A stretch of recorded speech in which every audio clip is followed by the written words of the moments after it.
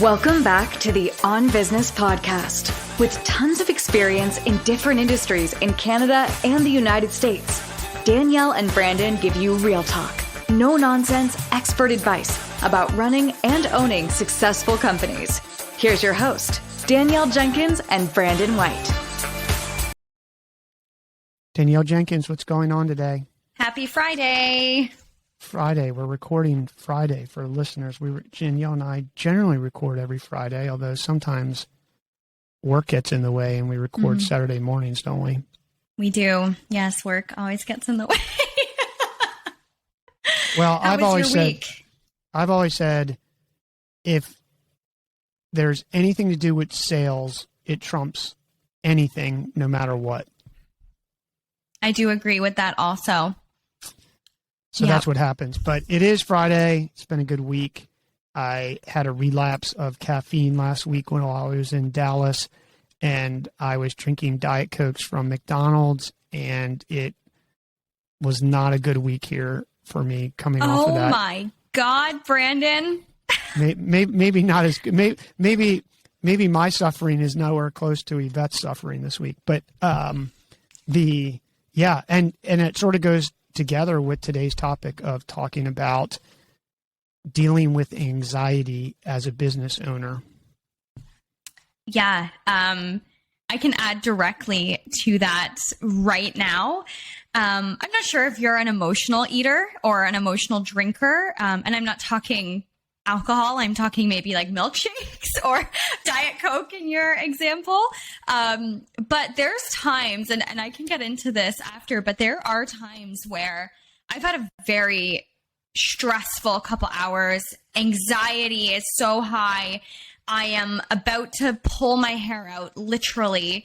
And like, I eat very healthy. I'm a physical active person. I work out. I care about my physical health, what goes in my body, all of those things.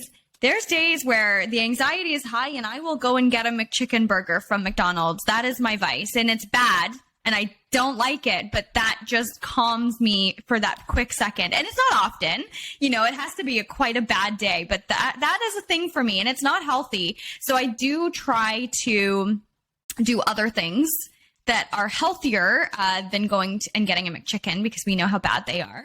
But it just calms me for that second. But then I like this topic because then we can share with people that don't always run to McDonald's to get a McChicken. You can do things that are better, and I will share those. So do you have anything like that, Brandon, where you eat or drink something when you're anxious? Well, I think that happens almost to everyone, although during COVID, and I think we've talked a little bit about it, but not the whole thing, is that I measure my weight with the Fitbit scale that syncs to the Fitbit app. I mainly do it because then you don't have to write all this down and it charts it and everything, and it seems to sync well. I don't wear a Fitbit anymore, but during COVID, literally when the shutdowns happened in the United States, you could see my weight went up. So clearly, even as crazy strict as I am with that stuff, you can see that happen. I don't necessarily, I probably do reach for the food, but I can also go the opposite way and not eat. So I think for me, it's just simply, when things are fast paced, like right now we're getting File Finder stood up. The security company is taking a new direction into B2B type training things. And so it's just all day long. We just launched On Business here as a separate podcast out of the Edge. I mean, there's just been a lot of work that needed to be done. So anxiety goes high. And for me, what I've learned is if I go longer than 48 hours and do not work out, whether that's a real weightlifting session or ride my bike, it's just not a good situation for anyone. Last week, which I think you mentioned it, I was in Texas. I had 10 straight nights of incredible sleep scores. And then I went to Texas. It just didn't dawn on me that it was 2-hour difference. I got caught up going to bed at midnight, but we needed to get up at 6. So now I'm only getting 6 hours of sleep. I get a Diet Coke because we didn't have time for breakfast in the morning with my friend Jim.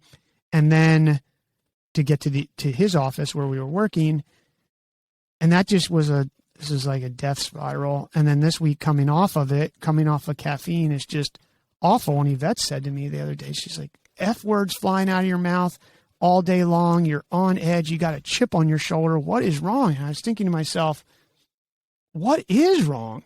And sure enough, and this week, which when I'm not on that heavy caffeine, I don't need a nap in the afternoon. Truthfully, I mean, as long as I'm hydrated, I'm fine. This week, I literally was laying down. I have a bison carpet that dampens the noise in here in the studio, and I took a nap like 3 days this week. So it's the unfortunate thing is, and I don't know about you, you mentioned chicken sandwich. Like when you eat the chicken sandwich, doesn't that it soothes you for a minute, but don't you have more anxiety over eating the calories that you just ate, which people will probably say is like body shaming or some bullshit, but it's just true, right? It is. And that was what I was going to get into with the unhealthy alternatives when you're dealing with anxiety. Because for me, say I walk out of a meeting or something, I just got a phone call and there's a fire somewhere and I have to deal with it and I'm going, fuck. So I go and it's like a drug, you go and get this McChicken. And again, I take care of myself physically. If I drink coffee, super late, I don't sleep well. If I don't sleep well, then I'm groggy the next day, I'm irritable. And then it's just a spiral and it just gets worse and worse and worse. So I go and get my McChicken. I eat it. Honestly, it doesn't even taste that good. I don't know why. It's a comfort thing for me, but it is. And I don't eat anything else from McDonald's. It's literally just the McChicken sandwich. And I eat it.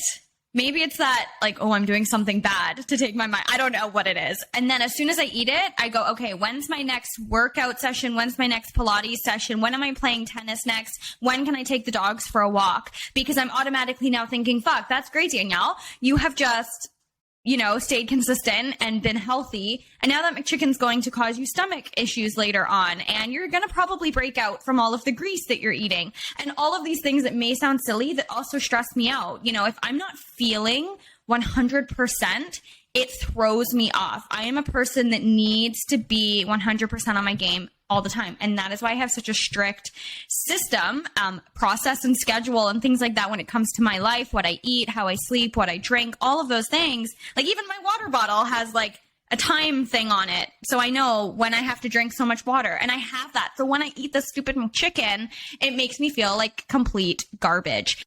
And that heightens the anxiety, right? Because now you have even more external factors that create anxiety. Is it a nice little break for maybe 5 minutes when I'm super stressed out and I'm enjoying that McChicken? Yes, but it's not going to solve everything, or anything for that matter. So I think sharing what we do in a healthy way that actually helps dealing with these things, that doesn't create even more anxiety, is a good thing for business owners, because it's so easy to fall into a comfort thing.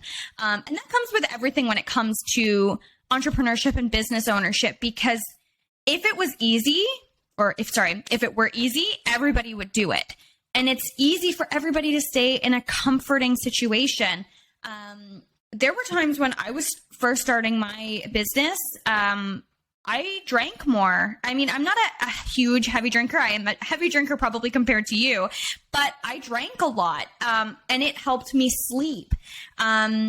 I wasn't doing it because I was an alcoholic or I needed to quote unquote escape reality, but it was, you're working 20 hours a day. And I think I've shared this on the podcast before where, I would go to bed at midnight. I would wake up at 4 a.m., go to the gym and then start my day, and did that for a long time. But even though I'm exhausted, my brain was still, okay, what's next? What's the next project? What do I have to do here? And it is kind of an example of anxiety. And so I would drink more, not because I was lonely or anything. It would just make me go to sleep. And so then I was able to wake up after that 4 hours of sleep. And even though I felt rested, it totally wasn't healthy. So sharing the bad, unhealthy things that we do to kind of ease anxiety is a good thing, I think, because it makes people aware. During that time, I didn't realize that it was so bad and so detrimental and so unhealthy for me to drink what I was actually drinking. And I didn't realize it was as bad as it was, or that I was doing it as much as I actually was. But then when I started feeling gross and needed extra, better, positive, more healthy ways to deal with the anxiety, then I realized, fuck, I don't not need to drink every night to go to sleep. I just need a healthy sleep pattern. I need to be able to work out to shut off my brain. And that's exactly what I do. I try to do 3 or 4 Pilates classes a week. I take the dogs at least on one or two walks a day. And that just clears my mind. Yes, I still have to have my phone with me, but there's nothing I can do in that moment when I get a phone call and I have to say, okay, give me 20 minutes.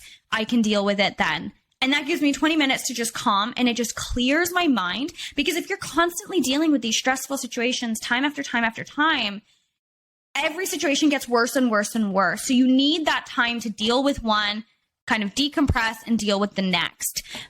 So physical activity is my number one recommendation for anybody as a business owner, not only for physical performance and mental performance, but to deal with the anxiety that you're going to deal with, because a lot of shit is out of your control. I agree. So I had pulled up some stuff while you were talking so we can offer everybody some actionable protocols. Danielle and I are not doctors. You should consult your doctor before you take any advice, but we are sharing what we do. I agree with you. For me, it's exercise. I actually take a supplement called L-theanine. I may not be spelling that. I'll put it in the show notes for listeners, but it's spelled L-theanine. And it is effectively a calming non-protein amino acid. Specifically, if you look it up, it says that it is an amino acid that is found in tea. It promotes relaxation by reducing stress and anxiety levels.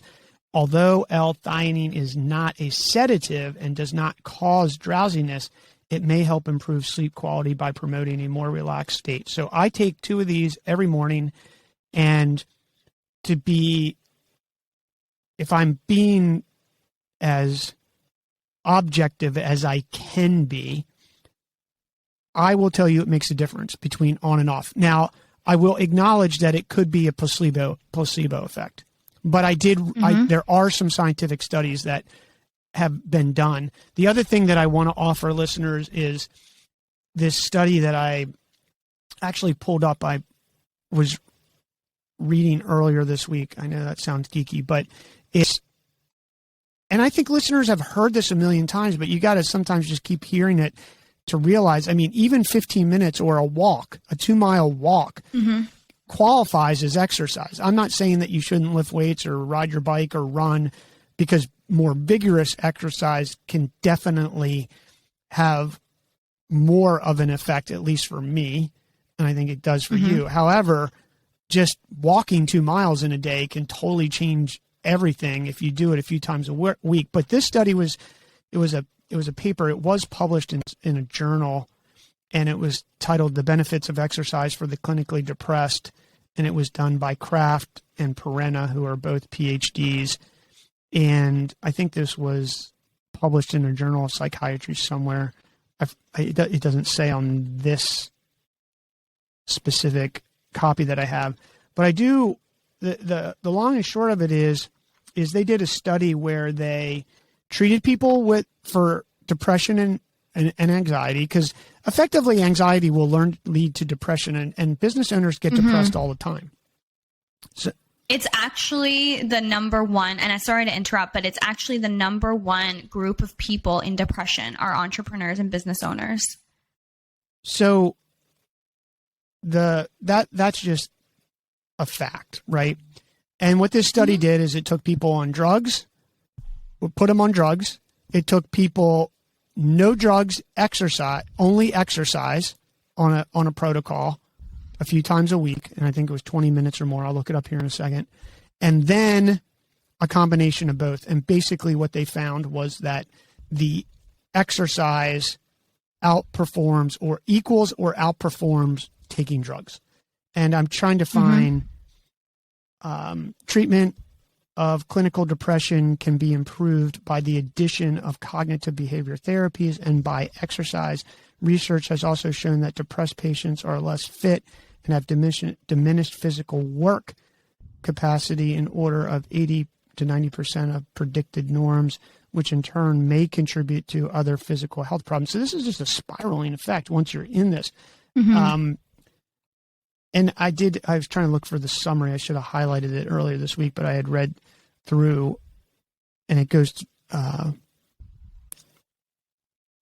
here's one I do want to read from this. Research also suggests that the benefits of exercise involvement may be long-lasting. Depressed adults who took part in a fitness program displayed significantly greater improvements in depression, anxiety, self-concept than those in the control group after 12 weeks of training. The exercise participants also maintained many of these gains through the 12-month follow-up period. So this is just walking and jogging and things like that. The bottom line is you're going to have anxiety. You're going to get depressed one way or the other. Entrepreneurs and business owners don't talk about it because they think it's a weakness, but everybody has it for the most part. I mean, I'm sure there's some people out there who are just way off the spectrum, but you've got to do something. In general, I just think it's physical exercise. And for any listeners or anybody out there who's saying, well, if you start worrying about your body and you and Danielle have an eating disorder because you're counting calories, I have to respectfully completely disagree. Being healthy is scientifically better for you. Having excess body fat outside of a norm is not good for you. It has negative effects everywhere. I've never heard in general some positive study that says being overweight is a good thing. And I think society has turned this, well, you can't say anything about that because you're counting calories or you're worried about that. Sure, there's an extreme where you get you have a disease and you have to be or a mental illness, and that happens, but there's nothing wrong with wanting to be in shape and being healthy. Because the benefits of lower body fat, which are different for men and women, are just factually true. And you will feel better. So I don't know what to say about that. I mean, that in itself causes me anxiety. And I know I know on this episode we're talking about like business and how it leads to anxiety. Sometimes, there's situations where it's completely out of your control. You feel like you're in a downward spiral and everything's just going crazy. But eating itself, like I went away this past weekend up to Muskoka, gorgeous place up there, and we ate very well. However, I probably ate double the calories than I normally would, and I ate more sweets than I normally would. So, for example, here in the morning, I have a protein shake with my greens, my collagen peptides, and my pea protein, and then an extra protein boost. So I have that for my breakfast. Lunchtime, if I'm on the go, I probably have another protein shake, or I end up having, chicken or salmon with a salad and rice, whatever. And I keep it fun. I'm not one of those people that eat plain white rice and a plain old chicken breast. I do enjoy my food. And then dinner, I typically will have a piece of steak, maybe some sushi. I eat well. I don't kind of deprive myself, but I eat small portions and I eat when I'm hungry. However, when you're up on vacation, there's all these beautiful restaurants and you want to take advantage of it. So in the mornings, I was eating 2 eggs Benedict. So, a whole English muffin with peameal bacon, smoked salmon, cheese, hollandaise sauce, 2 poached eggs, with a ton of fruit and a whole portion of home fries. Some people would consider that healthy enough. I mean, it's not like I was eating, deep fried whatever. However, it was a lot of food. I never start my morning with that. And so all day I felt sluggish. If I would have had to continue to work or be on my peak performance in a meeting or something, I wouldn't have been able to because I felt even more drained. And people will say, oh, food is fuel. It's not. When I eat that much, I feel so drained. I feel like I want to sleep. My mental capacity is not there. And then, then you have your a la carte lunches. So then we're eating crepes filled with sausage and Gouda and, all this stuff. And then dinner time is a 5-course flippin' meal, which again, it's like a first world problem because, we're very lucky we can eat a 5-course meal with lovely wine and stuff. But by the time 9 o'clock comes around at night, I look like I'm 10 months pregnant or 9 months pregnant, and I'm exhausted. I didn't even want to go for a walk. And that's the problem. I walk every night with the dogs. I enjoy it. It's my time. It's so nice. I didn't even want to go for a walk around the resort because I felt like a huge cow, honestly. I did. And it was just down to the sheer fact that I ate so much. And I gained probably 3 pounds over the weekend because of it. And so putting that aside, that adds a lot onto your mental weight or onto your mental issues, because then you feel like garbage. Then you don't want to go for a walk. Then you feel bad about your body. Then your mental state isn't positive, and it's just a downward spiral.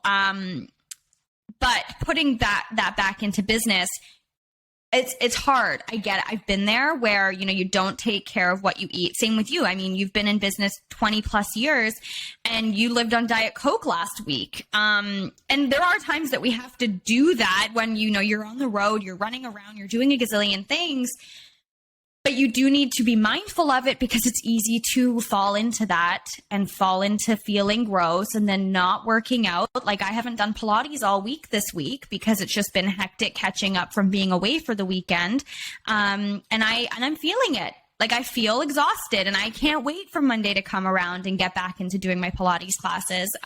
So it really does, everything kind of ties in together. But one thing I do want to add about anxiety, if you're not a physically active person, I know you should be. I highly recommend it. That's my number one tip. But another one for me is journaling. When I tried to get out of drinking alcohol before going to bed to sleep, I found that my brain was still racing. I could not escape the, oh my God, okay, this, I got to do this, or what's going to happen here, and thinking about the what ifs and what I have to do and things like that. So I started journaling. I kept a notebook beside my bed, and half the time I'd read it in the next day and it wouldn't even make sense. But I would just write whatever's on my mind, whatever I thought I had to do for this project, what thought I had to or wanted to do for another company, whatever is on my mind, I just wrote it. And that shut down my mind because it was off my mind. And then I was good to go. So that's a big tip. Not only for going to sleep, but just in general. I always have my notebook with me. I go through probably 1 or 2 a month, and half the time it's just stupid stuff that I'm just writing that doesn't even make sense, that I really shouldn't even need to remember because they're not applicable to anything, but it helps. It really does keep my mind clear. And then if it's not my journal, it's my notes app on my phone. So those are some tips there to help with it, especially when you are a business owner, because there's just so many things that you can't control and that you're going to think about, because that's who we are. We're entrepreneurs and we're business owners. So I just want to say a few things as we wrap up the episode. One, I think it's important in case as I'm listening to you, I'm like, oh my God, we're going to get clipped in social media. It's going to sound like we have body dysmorphic problems, but I think if you listen to this, what you really hear Danielle and I saying is it's not necessarily about what we look like, it's how we feel. And being healthy, which has a definition of essentially lower body fat, or healthy body fat, I should say, within your norm of age and gender, then that will make you feel better. That's just science. Mm-hmm. Number 2, Danielle offered journaling, which not just journaling, but just taking notes, because all these little things add up to anxiety. And I use GoodNotes, which is an app, and I use it on the iPad. I'm taking notes as we're talking today. It syncs to all my devices, put everything in one spot so I don't have stickies all over, which creates other anxiety, which can add up. Then I offered, and I'm not saying that supplements are it, but this L-theanine for me has worked well. But beyond anything is exercise in some form of it, whether that's riding your bike for 2 or 4 hours, or even 25 minutes, or walking on a mile or two walk every day and getting outside, and it will reduce your anxiety. It is really important because these things compound when they get out of control. And now you're just in this crazy spot. And the truth is, drinking all that Diet Coke, while it allowed me to survive last week, affected me this week.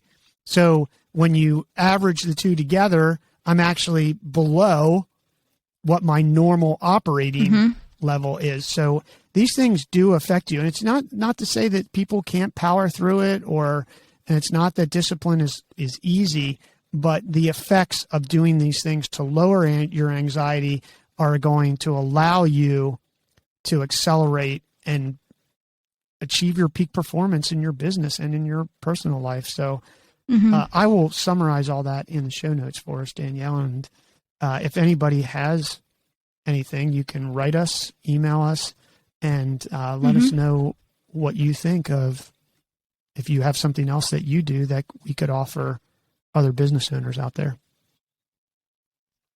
Yeah, for sure. And you hit the nail on the head with the physical exercise. Even for me, the days I'm not at my best or my most physical performance, or I just have so many things going on that I'm literally exhausted, I still get out for literally just at least a 20-minute walk. It clears my head for 20 minutes. My dogs get exercise and I get it. And there's so many benefits to just even walking. So you don't have to be in the most physical shape, and that's not what we're talking about here. But just getting out and walking, there's so many benefits to just being outside and walking, listening to music or a podcast. So you can listen to us while you're walking. Would love to hear from everybody. So enjoy your weekend. Have a good weekend, Danielle, and rest of your week. Bye, everyone. You too. Bye.